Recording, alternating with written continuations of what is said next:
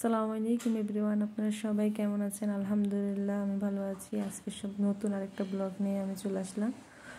আজকে সকালটাই শুরু করলাম চা দিয়ে। আমি চা বানিয়ে নিতেছি। অন্যদিকে আমি রুমে এসে দেখি আমার ছোট্ট সোনা মনিতে ল্যাপটপ টিপতেছে। আমি আর ওর আব্বু দেখি তো অবাক। ল্যাপটপ টিপে দেখে আমরা ভাবতেছি যে কত আগ থেকে না যেন ল্যাপটপ টিপে শিখে গেছে। সবাই আমার মেয়ের জন্য দোয়া করবেন, মাশাআল্লাহ বলতে কেউ ভুলবেন না। অন্যদিকে আমি রান্না করার জন্য চলে আসলাম।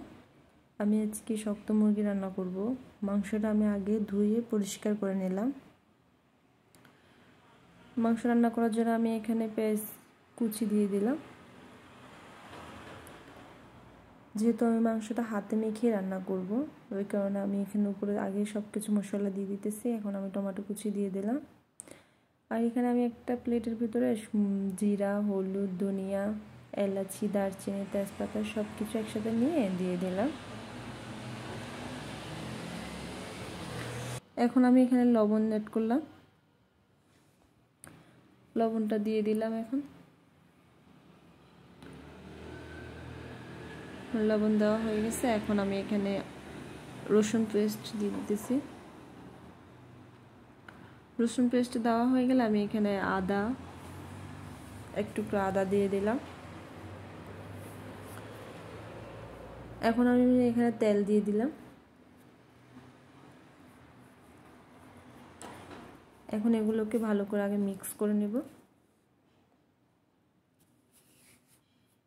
মাংসটা যত ভালো করে মেখে নেবেন, মশলাটা যত মাংসের ভিতরে ডুববে ততই মাংসটা অনেক ভালো লাগবে খেতে।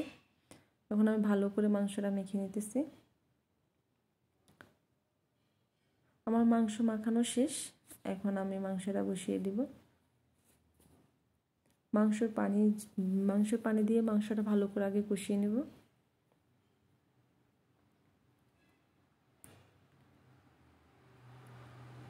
এখন আমি মাংসটা ঢাকনা দিয়ে রেখে দিব। মাংসটা ভালো করে কষিয়ে আসুক। আমার মাংসটা কষানো শেষ। আমি মাংসের টুকরো একটু আলু দিব। আমি এখানে একটা আলু দিয়ে দিলাম। আলু দিয়ে ভালো করে মাংসটা আবার কষিয়ে নেব। এরপর আমি এখানে গরম পানি অ্যাড করব। আমার মাংস রান্না করা শেষ।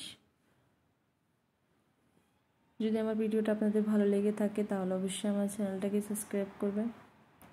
আপনারা সবাই ভালো থাকবেন, আমাদের জন্য দোয়া করবেন। আল্লাহ হাফেজ।